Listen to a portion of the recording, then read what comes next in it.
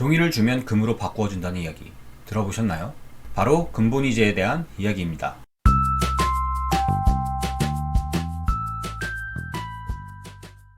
안녕하세요. 자유를 꿈꾸는 두바이 남자 작꿈두입니다. 오늘은 금본위제에 대한 이야기를 하고자 합니다. 역사 속에서 인간은 자연스럽게 금과 은 등의 귀금속을 화폐로 사용하였습니다. 특히 금은 휴대성이 편리하면서도 희소하고 그리고 또 그 색이 찬란하여 동서양을 막론하고 가치가 아주 높았죠. 그렇기에 다른 물건의 가치를 매길 때 자주 사용되었습니다. 고대 국가로부터 금은 주조화폐로 사용되었습니다. 유럽에서도 금화와 은화는 널리 쓰였죠. 국가에서 발행하는 공식 화폐에 진짜 금과 은이 들어간 것입니다. 하지만 이러한 문제 때문에 당시 화폐에는 문제점이 발견됩니다. 이 이야기에 앞서 화폐에 대한 생각을 하자면요. 화폐로 기능을 하기 위해 화폐는 가치 척도를 수행할 수 있어야 하죠. 가치를 교환할 화폐로 매길 수 있어야 하기에 화폐 그 자체에도 가치가 있어야 합니다. 예를 들어 아무런 가치가 없는 길가의 돌멩이는 아무리 많이 가져다 줘도 교환의 대상이 안 되겠죠. 가치가 있다고 하더라도 그 가치의 변동성이 크면 또 안 됩니다. 화폐의 가치가 일정하지 않고 오르락 내리락 변동이 있다면 어떤 문제를 발생시킬까요? 자고 일어나면 화폐의 가치가 계속 내리게 된다면 아무도 화폐를 가지려 하지 않겠죠. 반대로 화폐의 가치가 꾸준히 오른다면 어떻게 될까요? 그러면 반대로 화폐를 너도 나도 가지려 할 것입니다. 그리고 교환의 대상으로 잘 쓰여지지 않겠죠.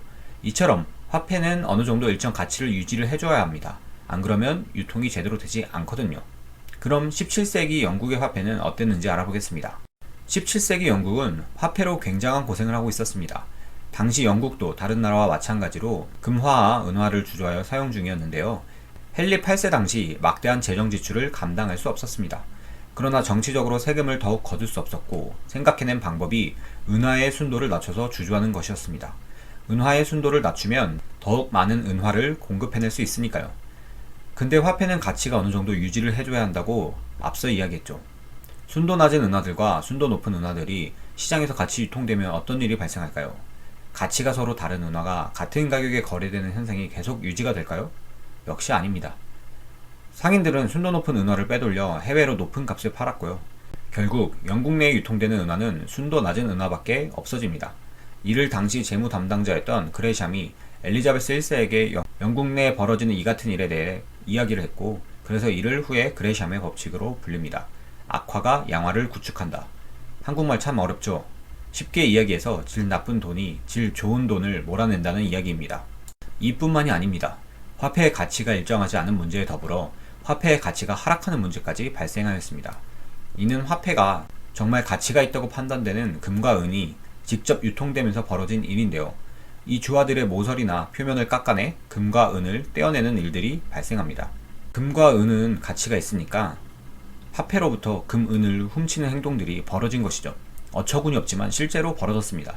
이렇게 훼손된 화폐는 역시 가치가 떨어졌습니다. 물론 정부에서는 가장자리에 홈을 촘촘히 파서 모양이 변하게 되면 부정지폐로 간주하는 등의 노력을 하였습니다. 그런데 또 문제가 발생합니다. 이젠 하다 위조화폐까지 나옵니다. 위조범들은 금속 다루는 법에 능통하여 주조된 주화와 비슷한 위조 주화를 만들어 유통합니다. 이러한 화폐 가치 하락은 영국 내 강한 인플레이션을 만들어냈습니다.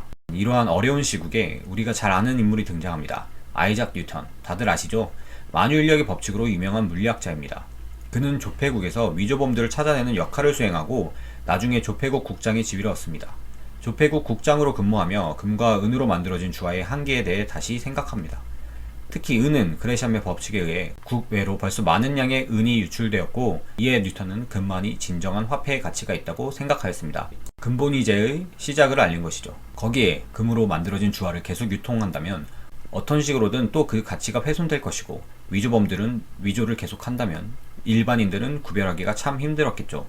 그래서 금이 가지는 장점, 가치 척도의 기능은 유지하되 유통이 편리하면서 유통 중 훼손이 또 안되고 위조를 잘 할 수 없는 방법을 만들고자 했습니다. 방법은 영국이 만든 종이화폐를 실물금과 동일시한다는 보증을 은행에서 해주는 것입니다.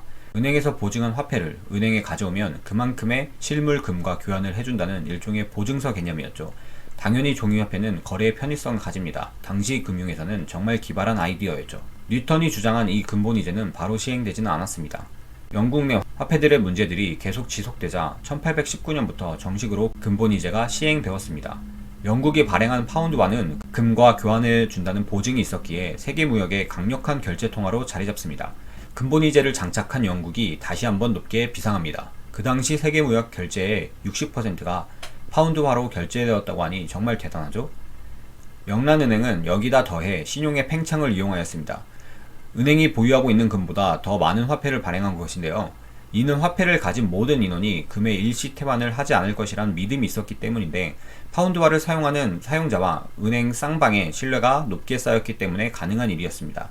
신용의 팽창은 경제를 더욱 활성화시켰고 금융마저 영국에서 꽃피우게 된 것이죠. 따라서 영국이 가진 세계 패권은 더욱 공고해집니다. 근본이제로 날개를 단 영국은 계속 그 자리를 유지할 수 있었을까요?